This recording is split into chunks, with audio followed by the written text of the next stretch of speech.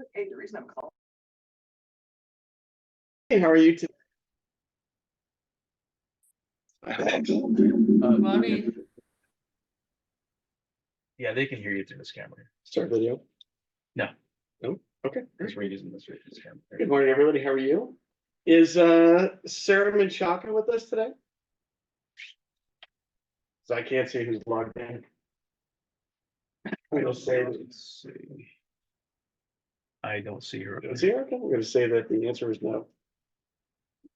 Okay, so obviously, in light of what's taking place with the litigation, there's only two things that we're aware of that I know for certainty. The MLS is no longer going to permit you to publish compensation on the multiple listing service. If you're a listing agent, there's going to be a field for concessions.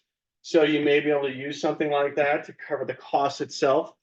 And then currently, FHA and VA buyers will not be allowed to pay the commissions for the buyer's agent. So at this point in time, it's going to be required that the seller pay the agent for those buyers. If it's a VA or FHA buyer, we don't see as much of it in Orange County, but that's a consideration at this point in time. And apparently my understanding is there's lobbying to change that, to maybe include it, to finance it, something like that. So that said, the other aspect we do know, besides not publishing compensation on the MLS, will be the requirement that you have a buyer representation agreement. You're going to have the analogy, a listing contract with the buyer. So remember, there's two forms, exclusive and non-exclusive. But I think what I keep reading over and over again, well, if anyone's read any of the articles that I see every single day, when you look at the comments, it's amazing how much negativity is towards realtors and how many of them feel as if we are worthless people. One person said 2 steps below an attorney. So is that good? I'll let you make that decision. And then there's a few people every now and then that see the value in it, but you're going to have to prove your value to them. And I think you will save time ultimately, because if you're working with 5 buyers and you're lucky enough that one is loyal, how much time have you spent working with those 4 that don't continue to work with you? So the buyer representation agreement is going to be critical. And how do you get that signed? So we have some thoughts in regards to maybe what you could do during your presentation. And it's going to be a presentation. It's not going to be, here, just sign this. But maybe if you're lucky enough and you're that good, you can do that. But if you're not showing somebody the value, and that's what I continue to see in these comments, people don't see the value in what we do, you're going to have a hard time getting them to sign, because there's going to be someone out there, a competitor, is going to say, I'll do it for $1,000. Now, maybe that's an exaggeration, but there are going to be people out there advertising these low fixed fees. And what are they going to do for that? Well, let's separate ourselves. And are the buyers actually going to save money? That's a good question. So working with the buyer, and Carlos gave me this cool tool here. You have to click on there on the screen once with your mouse first. There. So how do we get a buyer representation agreement? Let's go through the value that you provide. We need information, don't we, about the buyer? So initially, let's take a look at this and say, what do we want to do? Here's my suggestion. Send an email, send some type of a form with different questions on them, or for the buyers before you actually meet with them. Now, how you get buyers today, that's a very good question. Do you actually have meetings in advance of taking them to see properties? No, you don't, but you're going to be required to do that. You can't show a property without a buyer representation agreement. So let's give them some notice. Give yourself the opportunity to get some information from them. Send them a form, send them an email, and ask them to respond to the questions. We want their name and complete contact information. It's so simple, isn't it? And if there's more than one party involved, get the complete contact information for that individual also. And why do I want to do that? Is there's people in here today that responded to us, our recruiting efforts, because they received a hand-signed card. Send them something just to say, hi, looking forward to our appointment. I think there's a dramatic difference. One individual said to me, I received 12 different solicitations recruiting me, just got his license, but there was only one that sent a handwritten card. Doesn't mean that I signed it, but anyways, it was handwritten, and that's the difference. And it works. And then obviously you want to know if they have a property to sell now, and we'll go through each of these so you have an understanding of really what we're trying to obtain. What has you thinking about buying now? Let them think about this. Have you purchased a home before? You can see why that might be important. And then on a scale of 1 to 4, how experienced are you at buying real estate? And we'll go through the details of that. And then have you been pre-approved with a lender? And if they haven't, it's a real simple, that's the first step you can take, is to give a recommendation in regards to who they should be working with. And we can send this out to you, by the way. And then what are you looking for in a real estate agent? So let's go through these questions individually. And remember, I suggest sending it a handwritten note. If you don't send a handwritten note, send something, send an email, anything that gets to them that they're going to see before your meeting. Maybe you don't have sufficient time to send a handwritten note. Maybe you're meeting tomorrow.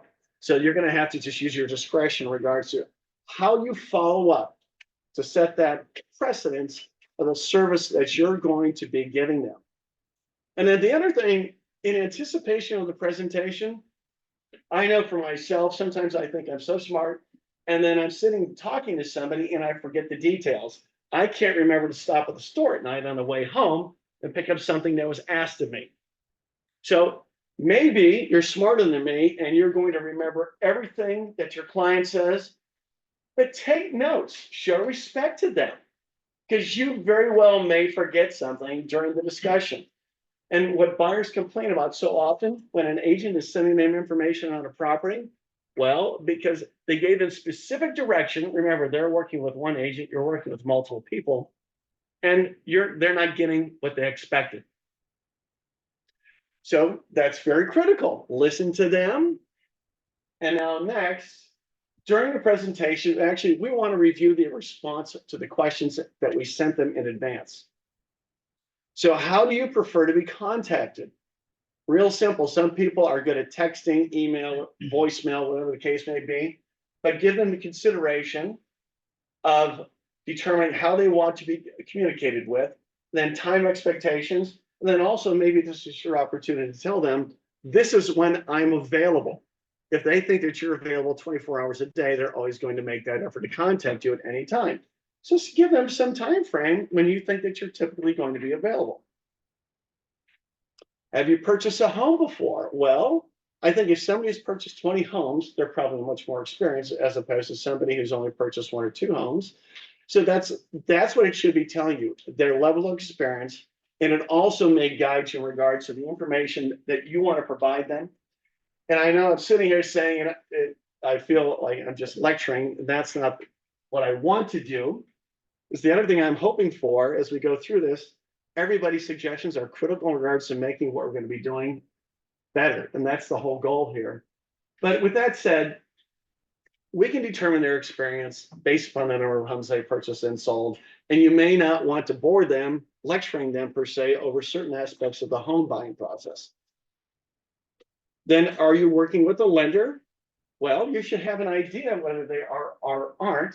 And if they're not, simple, be prepared, have them work with somebody that you're familiar with. But then also it tells you maybe their level of seriousness in regards to the process. Do you currently have a home to sell? Well, from my perspective, if they do have a home to sell, it's going to change my whole presentation. It's possible that they may need the proceeds from the sale of this home to buy the subsequent home. So keep that in mind. How you present your offer, whether or not it's going to be contingent. So those are things that you should understand when speaking to them. And then why buy and why buy now? Everybody has life-changing circumstances. Don't you think you want to know the reason? Brian, for example, his wife is going to have a new child approximately this Sunday. So that's a life-changing incident. Congratulations, Brian. Thank you very much. So those could be very reasons. Illness, death, divorce, whatever the case may be. Have an understanding of why they're doing this at this point in time. And then timelines for purchasing. Well, if somebody is saying, I'm going to purchase 2 years out in the future, then maybe you might give that consideration in regards to how much someone's going to spend. Just ask them what their timeframes are. Maybe they have a lease that's expiring. So they're under a time frame. And everybody, I think, underestimates how long it takes to find a home and successfully close escrow. And then what worries or concerns do you have in the back of your mind when you think about buying a home? I think so often it is critical you just remain silent in a discussion. And that awkward silence is going to force them to speak. And I think that's going to bring out more information than if you continue talking. So sit back, just relax for a moment, and let them respond. And I think if there's more than one party that's involved in a transaction, you should ask them individually because their thought process may not be exactly the same in terms of what they're thinking. And if their concerns are, well, prices are going to go down. How many have we heard that? I haven't seen prices gone down yet, and I don't picture that happening as a matter of fact, especially knowing what's taking place with the settlement. No one is anticipating the prices are going to down because the seller possibly may be spending less money on commissions. I don't think I've come across anybody besides the plaintiff's attorney that's suggesting the prices are going to come down. And then how familiar are you with the buying process? For me, I choose a scale of 1 to 4. If I choose 1 to 5, it's so easy to choose 3. And what's that tell you? Nothing. But if they choose 2, knowing that 4 is the greatest level of expertise, it tells you they're not very familiar. Choose 3, they're very familiar. So I think it's a better way of rating what they believe their knowledge to be. And then how's your search been going so far? Has there been anyone in here that's had a client that has never been on the internet searching for homes? Probably not. Everybody does it. So I think that's the other thing. I was talking to Crom earlier, and he has a number of longtime clients, and they see the value that he brings. One of them happens to be an attorney, and she relies on him completely for everything that she does. She's busy. She makes a lot of money doing what she does, but she doesn't have the expertise or time. It was very interesting because I asked him this morning, I said, so has this same person who I met, has now that all the information has come out about the lawsuit, has she asked you any questions? And this is really prominent because right now he's in escrow on a sale of her home. She hasn't asked one question about what's taking place, nor has she questioned him about the fee structure that's associated with that listing contract. And then the other thing I think that's true, the person who speaks the most tends to think that the discussion went the best. If I'm sitting there saying nothing, just as you are right now, do you feel like this is a great discussion between you and I? Probably not. And I'm thinking, oh, this is going really well because I have everything to say. So the whole purpose is to get them to talk. We want them to tell you what they want, what they envision, and that way they're going to feel better about the whole discussion. They're not going to feel like they're being sold. And then if you looked at houses, how many of you saying, well, currently a buyer can see any number of houses without a representation agreement? And maybe some of this may not apply, but they very well could look at homes. And we still don't have an answer to showing a property that's held open. I don't know what the answer is. I've asked that of CRMLS, and that's been passed on through the MLS committee through Orange County Realtors. So I asked, well, what happens if it's an open house? Are we entitled to ask them to see if they have a representation agreement?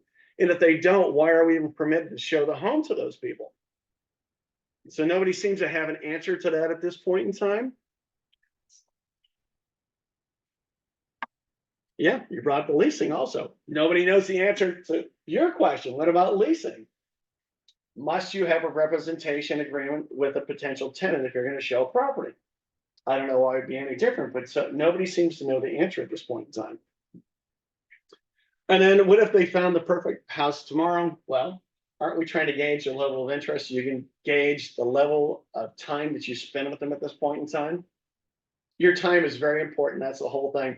And I think throughout the whole buyer presentation agreement, yes, you're going to spend a lot more time than you ever have, as opposed to saying, I'm just going to show you some properties tomorrow. But you will save time because you're not going to work with people that don't have a contractual relationship with you, meaning loyalty. Any thoughts or questions so far? Anything you'd like to add? I'm Just one note, I went to the annual meeting yesterday, and the general counsel for Carr did mention that, it's, of course, so much is up in the air, but he said that quite sure that there's going to be a special form issued for open houses. That'll be some sort of like specialized buyer agreement. I see. So, but in a sense, maybe a buyer representation agreement specifically for that house. Exactly. So yeah, if you're the listing agent and they sign that. And the other fallacy I keep hearing is that listing agents are going to be doubling more properties, but why would they? Unless they're being paid. I wouldn't do it. Take on that liability unless, Mr. Buyer, you're going to pay me. And then what about neighborhoods? Ask if there's more than one person, once again, ask them individually. I don't know, someone should be able to have a better feel for this than me. But when you're talking to people initially, have they already designated areas that maybe they prefer or don't prefer? Karan, is that what you have with buyers? Did I tell you the area, or do you help guide them into other areas that you think are good? No, I asked them about the area. Uh-huh. Then guided. You do. So initially, everybody comes up with a thought in regards to what they want, the area they want to be in, then reality hits, unfortunately. So that's something else to keep in mind. But maybe you can eliminate reasons. So if you're asking them about their favorite neighborhoods, what do you like or what don't you like about it? Or what don't you like about these other areas that are adjacent to it? So it will help you save time and provide a better service to them because you're going to be giving them the information they want as opposed to information they don't want. Yeah, sometimes you'll get a buyer that is looking in San Clemente, but they're also looking in Yorba Belinda, and it's like, Yeah, why? Why are we doing that? And then as opposed to saying, well, you want a nice kitchen, open concept, well, ask them what their favorite room in the house is. Maybe it's a little more engaging way to find out the things or aspects, physical aspects of her property that are more important to them. Instead of saying, here's a kitchen, you want a nice kitchen? Well, who doesn't want a nice kitchen? I want a shitty kitchen and a small room and no dishwasher. That's really what I want. And then outdoor garage space, well, maybe that tells you, are they going to be willing to accept a condominium that has an outdoor parking spot? Is that acceptable to them? Or do they need a 3-car garage? So I think those are all other things that will help you. And then maybe this is an opportunity to ask about the other aspects of the home they want: beds, baths, number of levels, and then also inquire about the characteristics of each to help you make the search more productive. So they're going to have certain aspects that they like more or desire more than others and what's important to them. And then how long do you think you're going to live in a house? Well, this is my forever home, or maybe it isn't, because if someone is thinking about wanting to sell in 5 years and don't want to be there for a short period of time, that should help guide you to find a better product for them that meets their needs at this point in time. Maybe easy turnover is going to be something that's important to them. And then the characteristics of a property that they have a must-have. Find out from each individual what's important to them. There's no reason to not ask those questions. If you don't ask, you're never going to know, and they're going to be disappointed with your property search.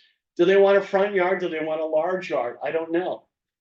But then there are certain things that people will refuse. A T street, for example, that's something that may be very critical to somebody.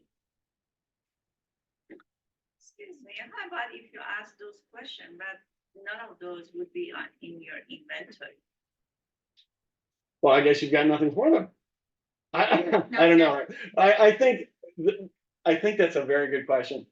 But the other thing that I haven't gotten to yet is that I think when you're working with a buyer, you need to tell them that the process isn't set in stone. So these are just aspects that you want, and it's a fluid process. Yeah. So it's going to have to be, it's going to be modified throughout. I have a slide addressing that. Thank you. That's a good question. And I think so it'll be interesting if you actually compare maybe what they wanted to have versus what they end up buying. And I don't think they're ever necessarily congruent with each other. So they will find something else and maybe make concessions. It's hard to find exactly everything you want. And I think that would be your approach. Well, that's great. So we've said all these things. I have nothing that meets exactly your criteria. But here's the next best thing, or maybe here's the next best location with properties that do meet your criteria. They're going to find something, right? Everybody's living somewhere. Yeah. And then what are you looking for in a real estate agent? Can anybody here tell me what they would be looking for? Someone who listens to them. Yeah, someone listens to it. And what if they've had a past, you've already asked them, have they bought and sold homes in the past? Well, what did those agents in the past do that the client in front of you didn't like? Why aren't they talking to that agent from the past? There's a reason. They should be continuing to talk to the same agent over and over if that agent's staying in touch with them. But I think it's just something you would want to know so you can avoid making those same mistakes. And they're probably consistently the same reasons over and over. Well, they don't get back to me, whatever the case may be, maybe lack of knowledge. So it's important, avoid it that way. And here we are, getting to your question, Roya. The process is not set in stone. Let the client know that it's going to be fluid, it's going to change, and their requirements may change also. And so we can adjust with that. And then obviously, here's the other thing I think is very important. And I don't know if many people do it. We haven't had that many people. There's only a few people that actually provide buyer presentation agreements. But now when I read these comments, as I've said before, so many people think that realtors do nothing and they have no information and no knowledge. So I think we need to help them understand. Even if they've purchased a home, I don't care who it is, looking at that purchase contract is a daunting task. So to understand it is difficult. So here's what everybody says. I'm going to email you properties. I'm going to do that. Does that stand out to you? Because there probably isn't one agent out there that's going to be sending information. It's something you're going to do, but maybe you're going to be better at it because you've taken copious notes. You understand what they want and don't want. And yes, we understand that the process may change throughout. But ideally, the searches you're sending them initially should represent what they want. And if they're not finding anything, then it's your opportunity to suggest to them, we can expand on the search. Let's give it a better opportunity. Or maybe even tell them up front, if you only want to spend $1 million, just tell them possibly, if you don't object, I'm going to put in our cap at $1.1 million. Let's increase the scope so we give them more opportunities.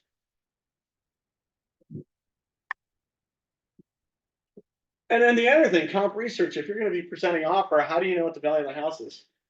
Well, you're going to have to do some type of comparative analysis. And that's telling them something, that's what you're going to do, because they're going to be asking you what your opinion of value is.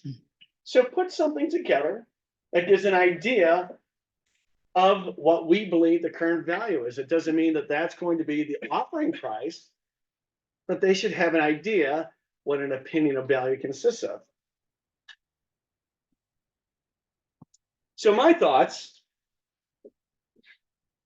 usually, well, I'd say for the most part, the buyer never sees that purchase contract until they're ready to make an offer. And then they're clicking through it. Do they really understand what they're signing? Most likely not. And that's I guess, sometimes maybe taken as a positive aspect. They just click through it, even though we're supposed to be reviewing it with them. But now we're supposed to be showing them our level of expertise. So my thoughts, let's go through the RPA. I would bring this up myself. Suggestion. Because eventually, these are the disclosures, or this is the packet that they're going to be getting. But everybody, not always, but often, clients focus on the actual price or the cost. So it's your job, I'd say, to first of all, take them through. I would suggest taking them through the purchase contract so they understand that you have a grasp of the information associated with this contract that is binding. And then also maybe your presentation of that RPA, how you're going to structure the cost sections within section 3 to reduce the out-of-pocket expense for the buyer. You may not want to take them through this. They might be bored to death. If they're bored to death, you might consider passing. But I would think that I would take them through this in regards to saying, because we need to show our expertise now before someone's going to sign a contract. Take them through this and let them know that this is what I'm going to be doing to protect you. And this is what I'm going to be doing to save you money. Now, if it's a competitive environment as it is today, we don't know what the ultimate price is going to be in a property. Historically, it seems like prices continue to escalate above the asking price. And that may be okay because we give them an estimate of value. But let's go, if you go through the purchase contract, and I'm not going to bore you to death with that, it's your opportunity to say, for example, well, under section 3E1, we're going to specify the loan amount. Remember, you need to pursue financing that's equal to that loan amount. Otherwise, if you're denied financing for another loan product that you chose, you may not be able to cancel based upon the or the loan contingency. Let them understand that you have an understanding of the contract. The section above talking about the deposit of the good faith deposit, it's 3 business days. Tell them that. Let them know that you have a good understanding of this. And the seller credit, now I don't know what this purchase contract is going to look like once the evolution occurs. And it's probably going to change, but certain things aren't going to change. Would you please say again about 3 days? 3 days? Uh-huh.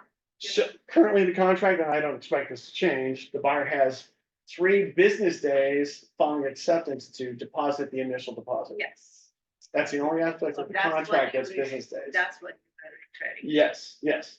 So tell them that when you deposit your money or when you have an accepted contract, the contract certainly states a default of 3 business days. Let them know that you understand the contract.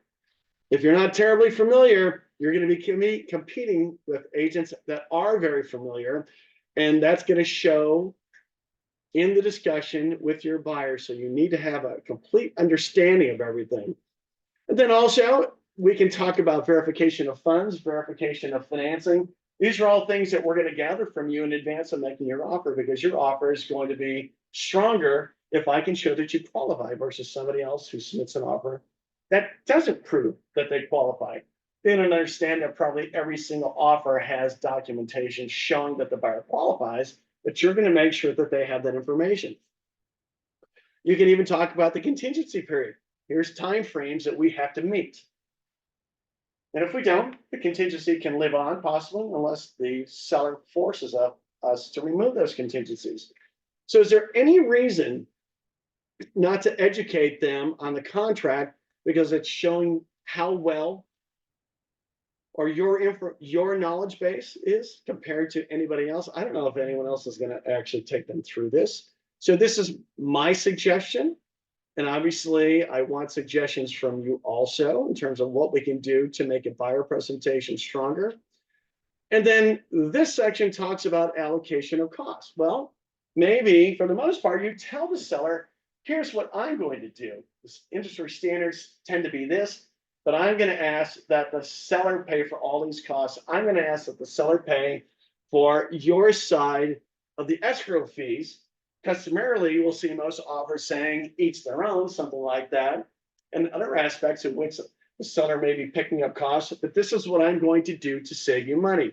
A buyer's not going to know whatever expenses or fees are customarily allocated to either party. So tell them this is my presentation. And here's what I usually see when people are negotiating a purchase contract. It's rare that the seller or anyone focuses on the allocation of costs. Doesn't matter what the amount is for the home warranty or these other aspects, but it's kind of rare. Because everybody gets lost in that. And I'd say a seller, their eyes get glazed over just like anybody else. So check the box that the seller pay in this case. This is what we want to do. Ask for a concession. But regardless, it's your presentation that you're going to try to save that buyer as much money as possible in regards to what your presentation consists of. Does anyone do that at this point in time? Of course, most of us probably don't ask for buyer representation agreements. And then you can even get to the point that if it's going to be, you could talk about maybe how they're going to take title. Are they going to take title as individuals? When you provide proof of funds, if you're buying a property as individuals, be sure the proof of funds is in your individual's names. So there's aspects to show them, I know what I'm doing, I know what I'm talking about, because they're not going to just choose anybody anymore, just like they don't choose a listing agent any longer.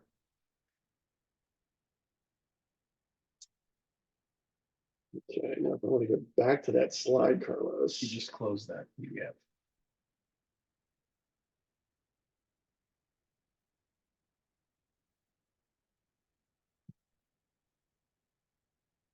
Okay, it works. And then if you're not familiar with the escrow process, be sure that you are. You need to take them through this so they know what to expect. Once again, this is our sales presentation. It's going to set me apart from anybody else. I'd say probably 80% of agents don't understand the escrow process itself or what clients should expect. And you should offer to take them through the escrow documentation. They don't do this every single day. So I put together a list of different things that the escrow holder will do. And ideally, it should also help you understand the separation of the process and the tasks associated with each. So keep that in mind. Vesting, things of that nature, what takes place with title. And also the other thing that happens, not that it matters, but sometimes clients go to escrow asking for legal advice, but let them know what they can and can't do. Why not? Let them come to you, ask you, see if you can help them in some manner. Not that we want to give legal advice, but they're supposed to be in neutral. And people are very concerned when they're depositing money, what's going to happen to my money?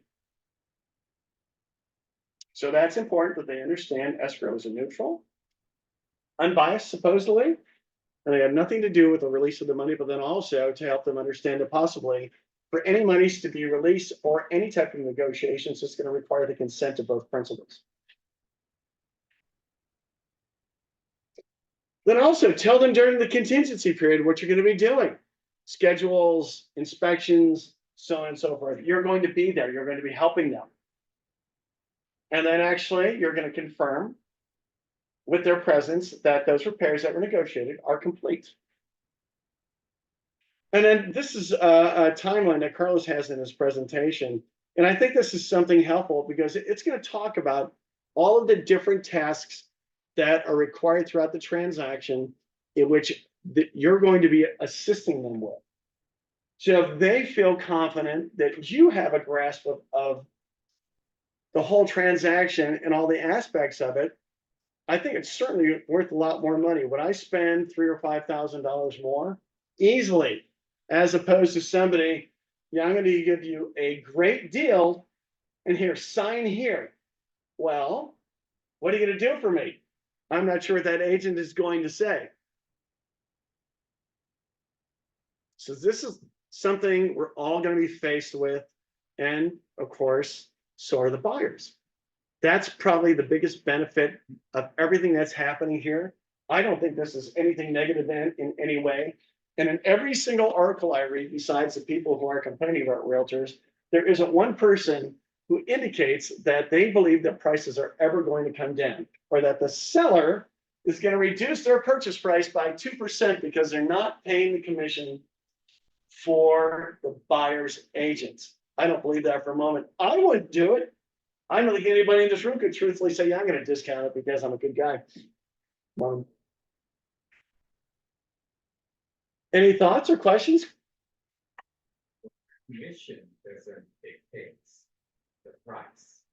It's the market condition, right? That's right. The market conditions dictate the price, not the commissions. Yes. And appraisers never have taken into account the commissions that are being offered when evaluating a property. Never. And I doubt that that's ever going to happen. They're just supposed to make a determination what the property value is. Yeah, and wouldn't you also say to the buyer that I'm going to ask that the seller pay for the commissions also? I think that's something else you may want to do. Others may not want to do that. You may want to say, this is exactly what you're going to be paying me, whether or not anybody contributes to cover the cost of my representation. Ruth has a question. She's asking, do the buyers need to know what the seller's commission is? No. What the seller themselves are paying? No, not there's no disclosure that I'm aware of. Now, that may be on a closing disclosure. I think the total commissions possibly, but there's no requirement that the seller disclose the amount of commissions that they're paying. But I would say that now when you're in a listing presentation, and you tell somebody it's only gonna cost you 3%, Mr. Seller, you're gonna have to make a decision whether or not you let them know that every buyer's agent is going to be negotiating commissions with you. Is it going to cost any less? I don't think so. I think what's going to do, it's going to exclude individuals that don't have a good presentation for a buyer. 'Cause we're no longer just going to be going to an open house and saying, oh, let me show you this property. And not that it works that easily anyways, I wish it did. But any buyer representation is now, it's a far different approach. And you'll be educating the public themselves, because they're gonna say, I've never had to sign it before. There's a lot of publicity right now in regards to this whole settlement. But is that gonna die down just like everything else? It seems like it probably will, and it's just going to be something we're working with. But I don't think this is negative in any way. I think this is very positive for us, as a matter of fact. So, based on that, as you mentioned before, you were just talking to them, sending them some information through MLS, but now you make an appointment to go and see them in their house, Yes, their house, the office. here or their Here, house. yeah, well, I think that's up to the individual. What are they looking for? What's that buyer looking So for? it's, Personally, I think if you can, I would bring a client into the office. I think it's a better presentation than sitting at the kitchen table. There are far fewer distractions. And you're in the position of power also with that. and then you give them to sign everything. Yes, so maybe after this, they have discussions. This is your opportunity to present the buyer representation agreement. To say, this is what we need to proceed, for me to do all the different things that I described to you.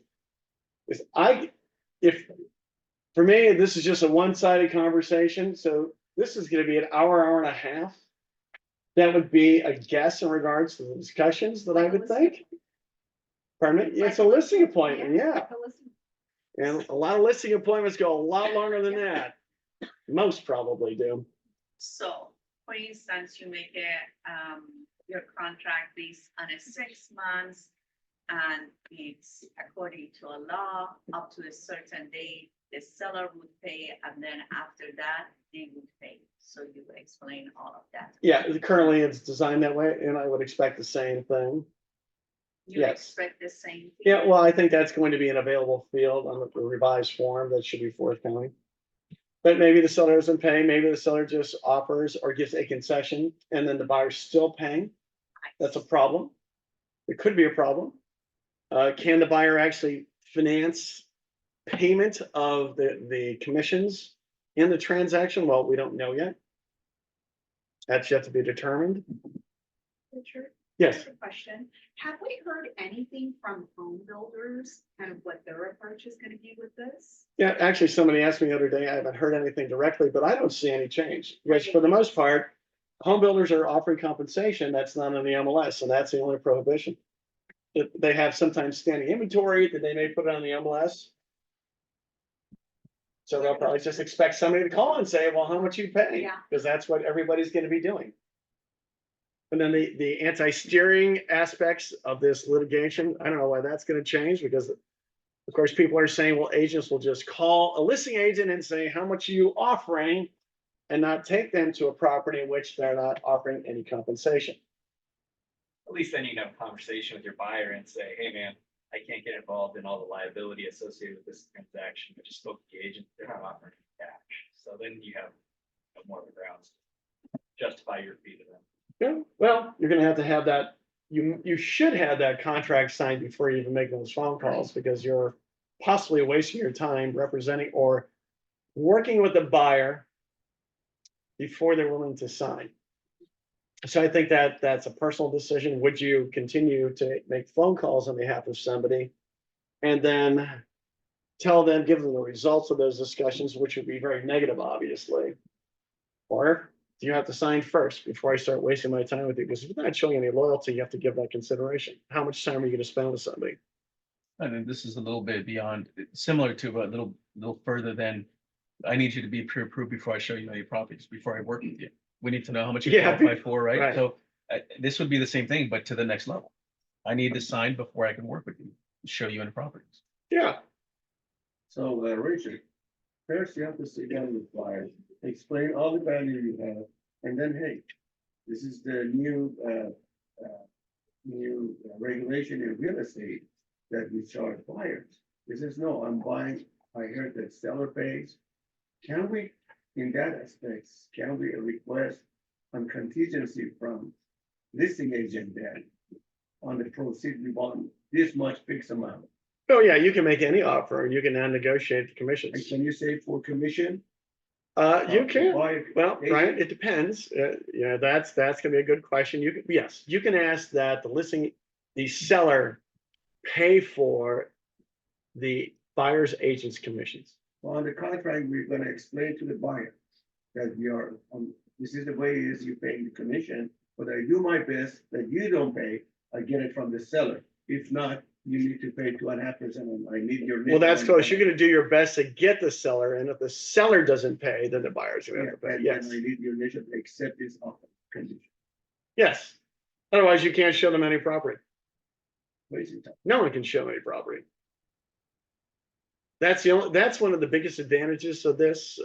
I think sometimes Carlos mentioned getting people pre-approved or having a pre-approval.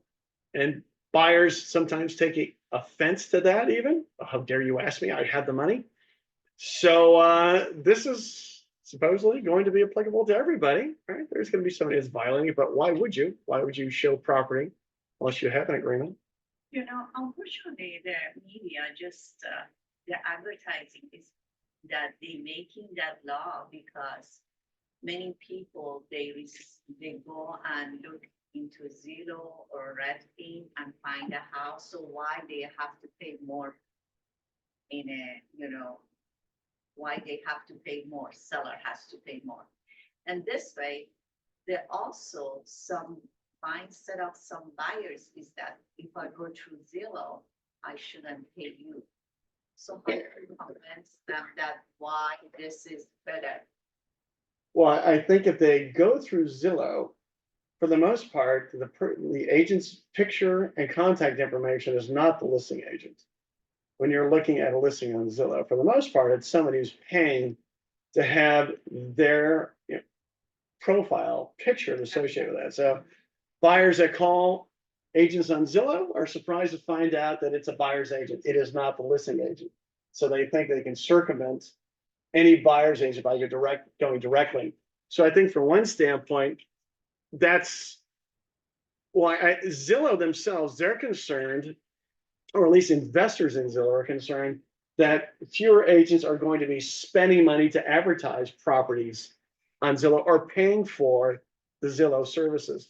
But even then, Roya, if they see a property on Zillow and they call and it's a different buyer's agent, well, that buyer's agent can't show the property unless they have a contract signed. So I think it puts everybody on a level playing field. And then they're gonna have to, and they have to have some type of value proposition that they have to be able to share with the caller immediately for that potential client to continue working with them. But even once they go through the value proposition, they're still gonna have to ask for a contract. And is the buyer going to be hesitant to sign with them? Maybe, maybe not.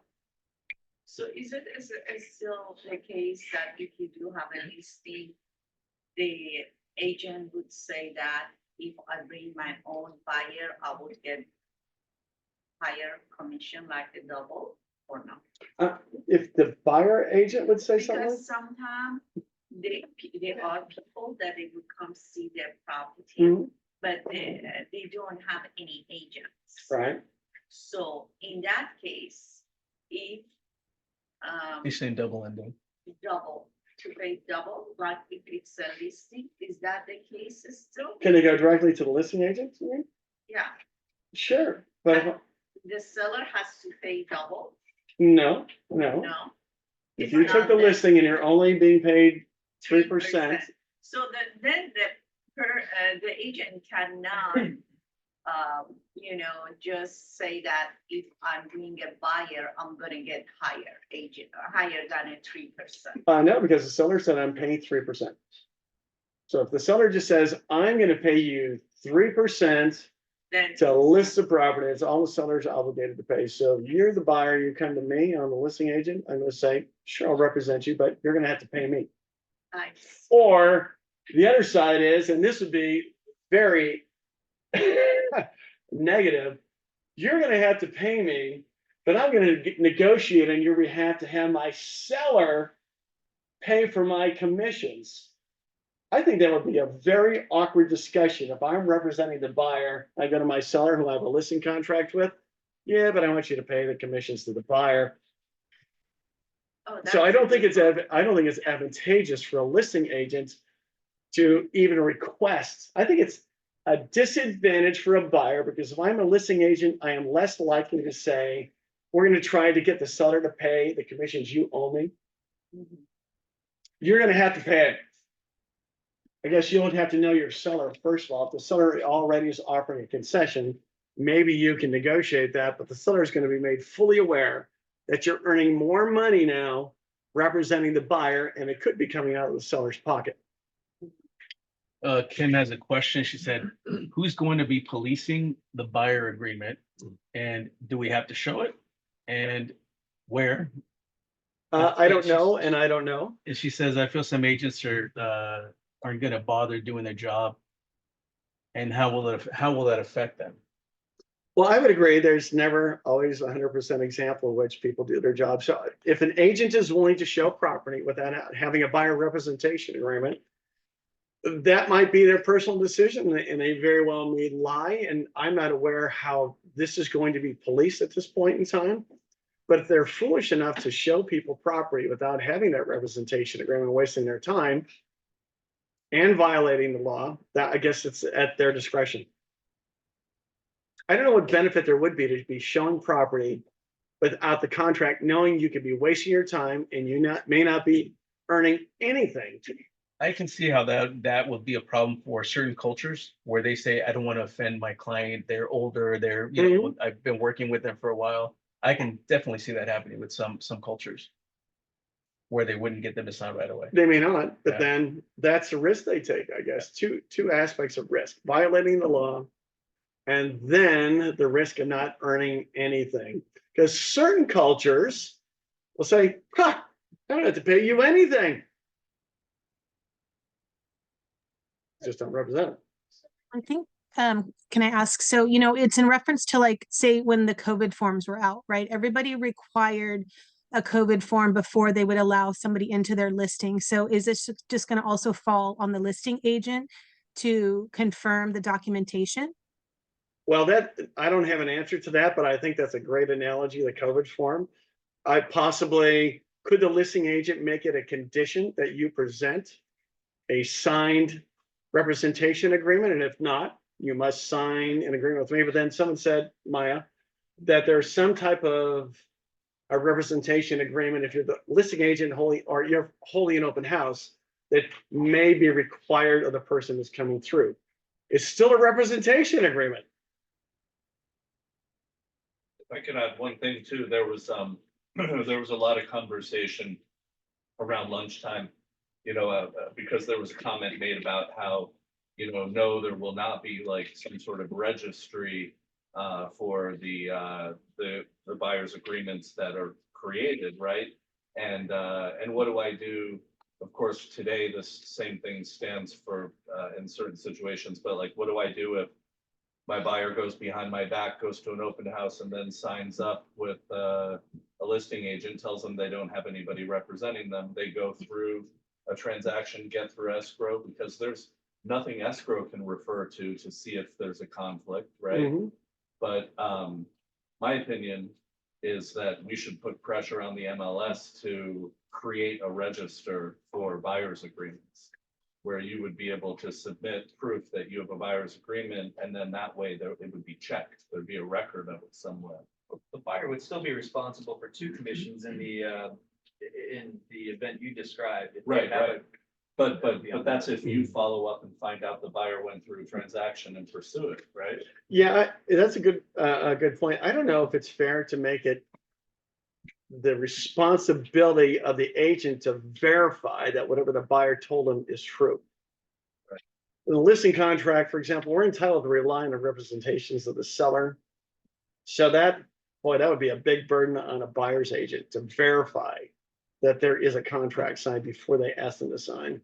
Yeah, cause I was gonna ask, like, if they go around like to a lot of open houses, and they all sign these agreements. What's to hold them to sticking to one agent or that, and knowing that we can't necessarily follow up with that? Well, based on, did you say Like I something? said, an analog already exists on the listing side. At the end of your listing, you can create a list of all the people that you're responsible for showing the house to. Yeah, And if the seller sells to one of those people, you're still eligible to get that commission. So it exists, but yeah, it does require you to actually go through the steps and So know they- that this happens. okay, but if they sign with like two agents, Well, the difference is, let's assume they never signed anything and they went to Brian's open house, they went to Maya's open house. Possibly they only sign a representation agreement for his property, sign a separate one for his property. So if it's not an exclusive agreement, you can sign one specifically for an individual property. But if they sign an exclusive agreement beforehand and then sign with him and him, they're gonna owe two commissions, one way or the other. so sometimes you might get a nice surprise. Yeah, we just have to sue them. But that's all it's gonna take is a few lawsuits and buyers realizing, oh my God, these contracts are enforceable. Yeah. And that will happen. And I'm sorry, Gina, you had a question? I think it kind of got answered to the last third question. Okay, But ideally, just so I have clarity, the law, well, what everybody would like to see, it sounds like, in support systems, is that every single person that steps foot into a house has a buyer notice. Whether it's from the buyer's agent, or if it's an open house, and it's a listing agent, that is gonna probably have some sort of requirement for them to sign, that they will be the buyer's agent if they should put in an offer for that property. yes. And the time frame in your mind for all this, I know it's supposed to be happening in July. But the time frame, the common people don't know about this. I mean, people outside the industry. It's all over the news, it is, everywhere. But I asked a bunch of people, they had no idea. Hmm. So even though it's if you know it, if you read the news, it's if you know it, if you're looking to buy a house. I mean, there's some people who really don't know about it. But then even then, like a lot of the news stories are incorrect. And they're very wrong. Yeah. A lot of them are right and wrong. They're very like. Well, I have different examples. Crom's client, who's an attorney, who's in escrow with right now. She's very smart. She probably is aware of it, never said anything to Crom. Another client of ours, we have a listing contract with, they're now calling in complaining because they found out that they don't have to pay the buyer's agent as of March 15th. There is no March 15th date, right? But there's all this information as you're suggesting. So now I think, and people are already suggesting, well, do I just offer $1 on the MLS as opposed to the 2% or 2.5%? So I think we're gonna see a lot of people testing what's taking place now. That's kind of my question is that, and maybe this is a question for all the really large listing agents that have been in business for a long time, is primarily who I've helped out in the past has been buyers. So I'm wondering, at what point will the sellers, the big listing agents, I mean, their clients are gonna have a conversation. I read that I don't have to pay any commission. Mhm. You know, what will the big listing agent say in I- that? Will they think- say there's a benefit for you to pay a portion of the buyer's compensation to cast the biggest net out there and the most eyes to see your house? Or will they compete against each other to try to get the listing and decapitate the commission? That's a good question. What is the presentation going to be? I'm I not think sure. that listing could over, a year from now or 6 months from now, whatever it is, will dictate the changes that we see on. It's going to evolve. It definitely is going to evolve. Because even people right now that I've worked with, they didn't know a lot about the buyer process. So especially a new buyer, needed a buyer's agent to really spend time holding their hand, explaining the entire process to them, you know? Yes. And they don't, so like, honestly, a lot of people be like, okay, this is how it's always been. They may not even know. That's right. They may not even know. They may not even know. they were That's a gonna good get it. point. They may just not say, even like, know. Oh, this is how it is. I never bought a house before. And I think no matter what, I think the thought is the buyer's been paying for the commission anyways. That's the presentation. You've already been paying. It just doesn't matter right now. They're not gonna get a discount. That's, Another point that one of the agents brought up, actually Karan brought up, is that with sellers, they're gonna be happy to pay 3% now yeah, instead of 5 or 6%. So you're gonna get your whole 3%. well, And they're gonna be that gets happy to back pay to it. Gina's question. Do you tell the seller that you should expect offers in which the buyer's asking that the seller pay for the buyer's agent's commission? Because the listing agent probably should, educate also the seller, like, there are a bunch of different scenarios I can. You're gonna probably wanna buy home warranty, you're gonna have to pay for that, you're gonna pay for termite. It's possible also that we're gonna have varying degrees of compensation to the buyer's agent that's Yeah. gonna be requested. So Jay, what are you gonna do? What's your listing presentation gonna consist of for the seller? Are you going to tell them to expect that the buyer's asking that you pay for the buyer's agent's commissions?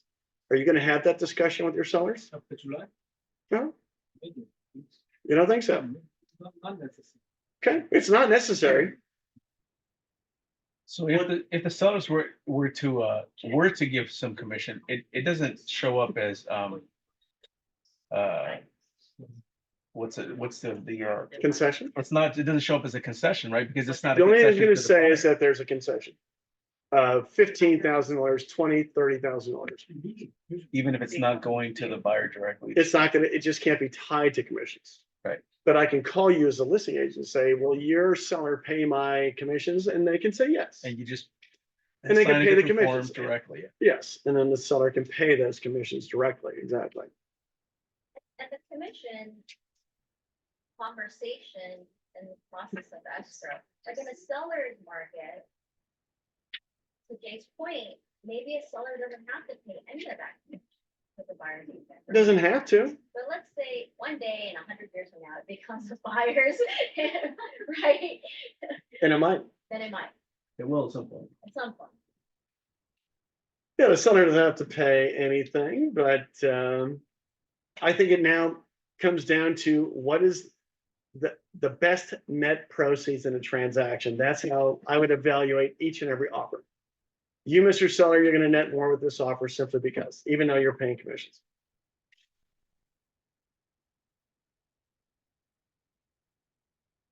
That's a simplified way of looking at it, but still.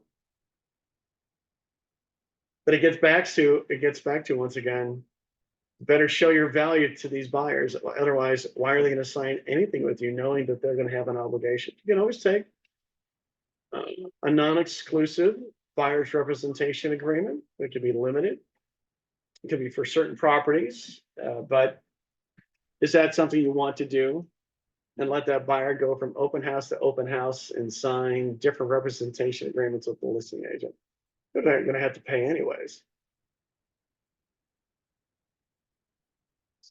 Well, any other thoughts on that? I think this whole thing is going to help us. Because I haven't seen any article talking about less than 6% commission. Yeah, that's, So in the West, That's true. you're doing it 4.5, 4, Yeah. 5, all these. Now, everybody reads about the 6%. It's in their head, 6%. it is such a good point. Everybody thinks that everybody pays 6%. Mr. Buyer, I'm going to. Yeah, But there's a competition. Other people may charge less.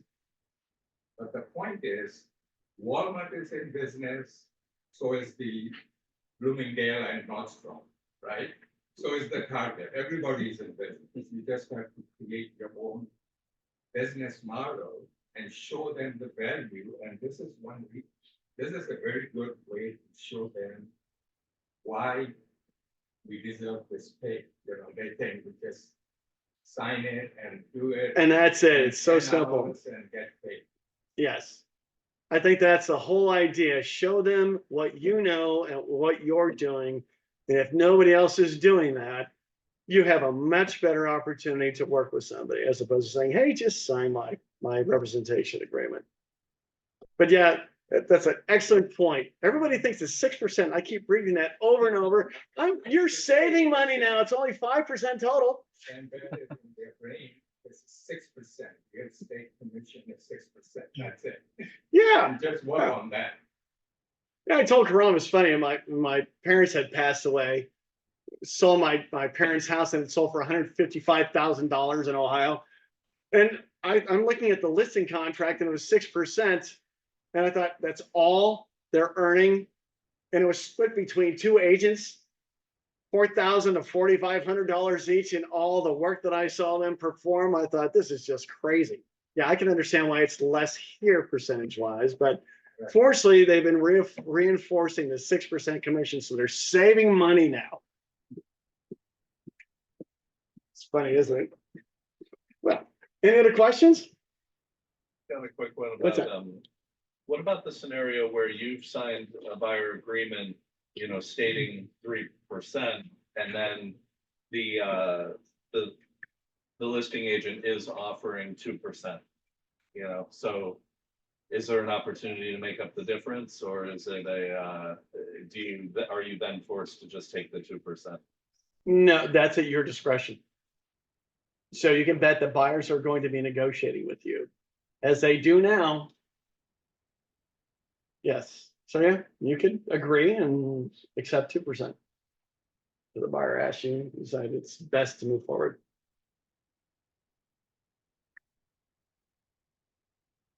All right, well, thanks for coming, everybody.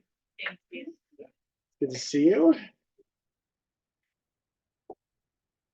And someone asked, yes, I can send out the Zoom presentation for the PowerPoint.